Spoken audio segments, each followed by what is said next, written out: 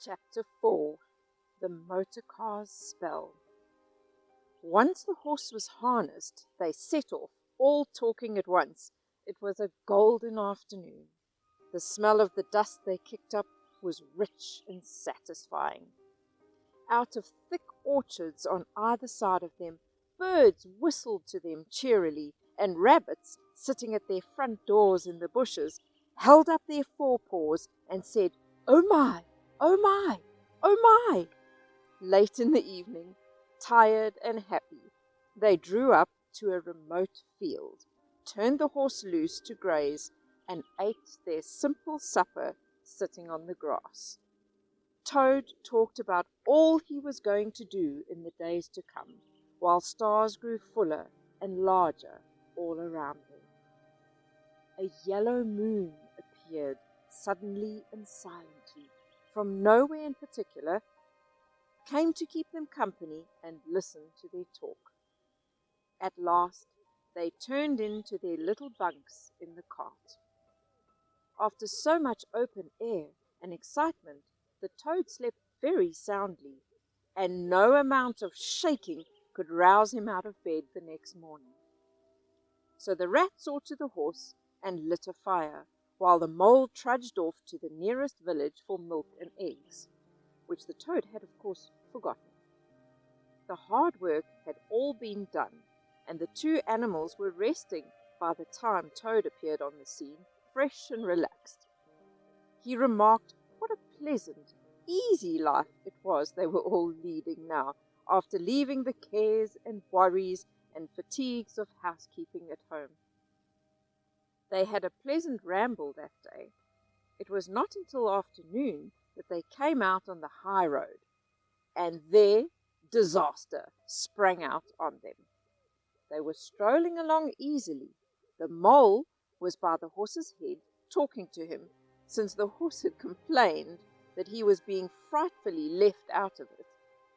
The toad and the water rat were walking behind the cart, talking together, when far behind them they heard a faint warning hum, like the drone of a distant bee.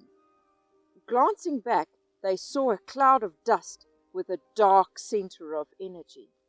It was advancing on them at incredible speed, while from the dust a faint boop boop sound wailed like an uneasy animal in pain. In an instant, the peaceful scene was changed. The poop poop sound rang with a brazen shout in their ears. They had a moment's glimpse of a piece of glittering plate glass and a magnificent motor car, its driver tense and hugging his wheel, blinded them with a cloud of dust, and then dwindled to a speck in the far distance. The old grey horse, dreaming as he plodded along, simply abandoned himself to his natural emotions. Rearing, plunging, backing steadily, he drove the cart backward toward the deep ditch at the side of the road. There was a terrible crash, and the canary-coloured cart lay on its side in the ditch.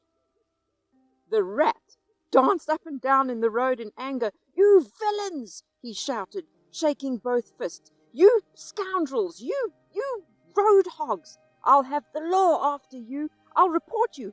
I'll take you through the courts!"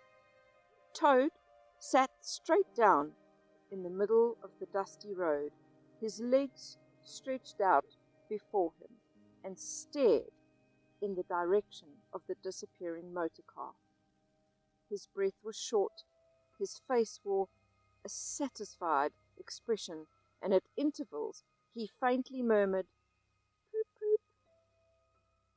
The mole was busy trying to quiet the horse, which he succeeded in doing after a time. Then he went to look at the cart on its side in the ditch. It was indeed a sorry sight. Windows smashed, axles hopelessly bent, one wheel off, and sardine tins scattered. The rat came to help him, but even together they could not lift up the cart. "Hey, Toad," they cried, "come and lend a hand." The toad didn't answer, or budge from his seat in the road.